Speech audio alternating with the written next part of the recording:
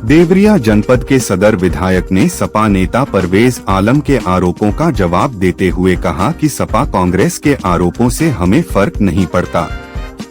हमारे निजी विरोधी बोलते रहे, हमें फर्क नहीं पड़ता। मैं हिंदू बेटियों के सम्मान के लिए खड़ा हूँ और आगे भी खड़ा रहूँगा। वहीं भारतीय जनता पार्टी के प्रदेश प्रवक्ता एसएन सिंह ने समाजवादी पार्टी और उसके नेता अबू आजमी पर बड़ा बयान दिया है। उन्होंने कहा कि समाजवादी पार्टी शुरू से ही भारत विरोधी गतिविधियों को बढ़ावा देती आई है और उसका इतिहास राष्ट्र विरोधी बयानों और कार्यों से भरा पड़ा है।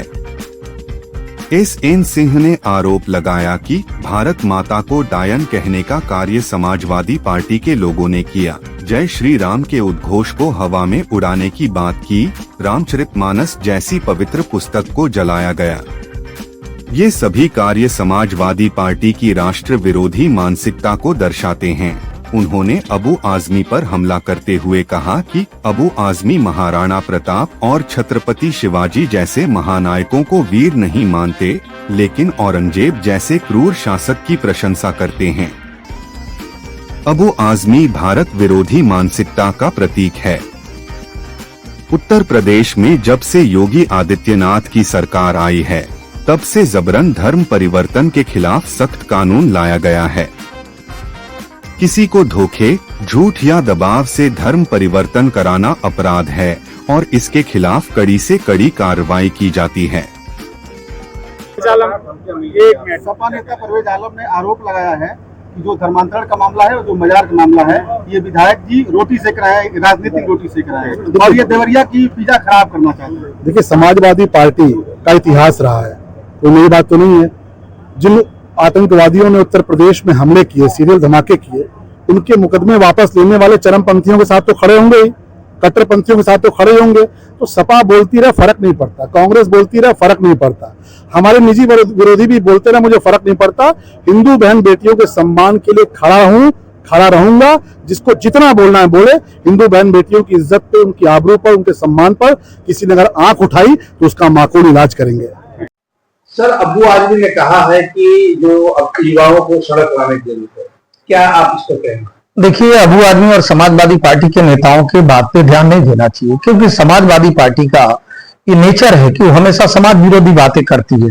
और मैं ऐसे नहीं कह रहा, एग्जाम्पल के तौर पे देखिए, भारत माता को डायन कौन कहा? समाजवादी पार्टी। रामचरितमानस की पुस्तकें कौन जलवाया? समाजवादी पार्टी। मठ और माफिया कौन कहता है? समाजवादी पार्टी। बाबा साहब को भूमाफिया कौन कहता है? समाजवादी पार्टी। और राणा सांगा, महाराणा प्रताप, वीर शिवाजी को छोटा बताते हुए औरंगजेब की बड़ाई कौन करता है? समाजवादी पार्टी। तो ऐसी समाजवादी पार्टी जो राष्ट्रीय राजनीति नहीं करती है, तुष्टीकरण की राजनीति करती है, वो तुष्टीकरण के नाते वो क्या कह सकती है और क्या कर सकती है, इसका कोई सानी नहीं। इसलिए मैं कहूंगा, आज जनता ने समाजवादी पार्टी को समाज से इसलिए दूर कर दिया क्योंकि समाजवादी पार्टी हमेशा से समाज विरोधी, देश विरोधी बयान देती है और कार्य करती है। धर्मांतर को लेकर इसमें बड़ा चर्चा है, आगरा से लेकर पश्चिम से लेकर पूरब तक है। ये क्या मामला है, कैसे इस पे रोक लगेगी? देखिए, कुछ धर्म के लोग वो हर समय झूठ, धोखा, षड्यंत्र, छल, कपट, प्रपंच रच के एक धर्म को टारगेट करके धर्म परिवर्तन कराने का कार्य करते हैं। जब मोदी जी, योगी जी की सरकार आती है तो उसके कठोर कानून ले आने का कार्य किया जाता है। और आप देखेंगे हमारी सरकार में कोई भी व्यक्ति इस तरह का कार्य करता है, समाज विरोधी कार्य, ये एक तरह का कानून विरोधी कार्य है। अगर ऐसे कार्यों को करेंगे तो निश्चित तौर पर आपके खिलाफ कठोर से कठोर कार्रवाई होगी। और ये तो योगी जी की सरकार है, ये तो मोदी जी की सरकार है। इसमें तो अगर धर्मांतरण कोई कराता है तो बहुत बड़ा गुनाह करता है। कुछ सरकारें ऐसी होती थी जो पुरस्कृत करती थी, लेकिन इस सरकार में कठोर दंड का प्राविधान है। और मुझे लगता है कि जो लोग भी ऐसा कार्य कर रहे हैं, निश्चित तौर पे वो इस सरकार में बचेंगे नहीं। वो गुनाहगार हैं, समाज के भी गुनाहगार हैं और वो सरकार के भी गुनाहगार हैं।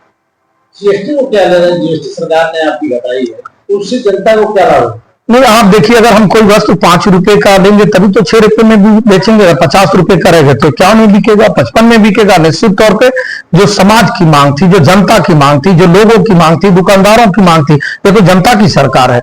जनता की सरकार की बात को मोदी जी ने सुना और जीएसटी काउंसिल की बैठक के बाद जो निर्णय लिया गया, स्लैब में 5% और 18% किया गया, जो 22 तारीख से लागू होने जा रहा, इससे अपार खुशी है जनता के बीच में।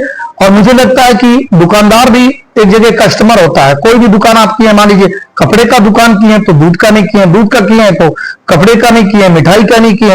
एक दुकानदार भी एक दूसरे जगह जाके कस्टमर होता है। पूरा संपूर्ण भारत, संपूर्ण समाज, संपूर्ण जनता कस्टमर होती है। और कस्टमर को अगर किसी तरह का लाभ मिलता है तो देश को लाभ मिलता है। आज जिस तरह का साहसिक और सुंदर निर्णय मोदी जी के नेतृत्व में सरकार के द्वारा लिया गया है, भूर भूर मैं इसकी सराहना करता हूं। क्या सर बिहार के चुनाव को देखकर नई जीएसटी कब होगी?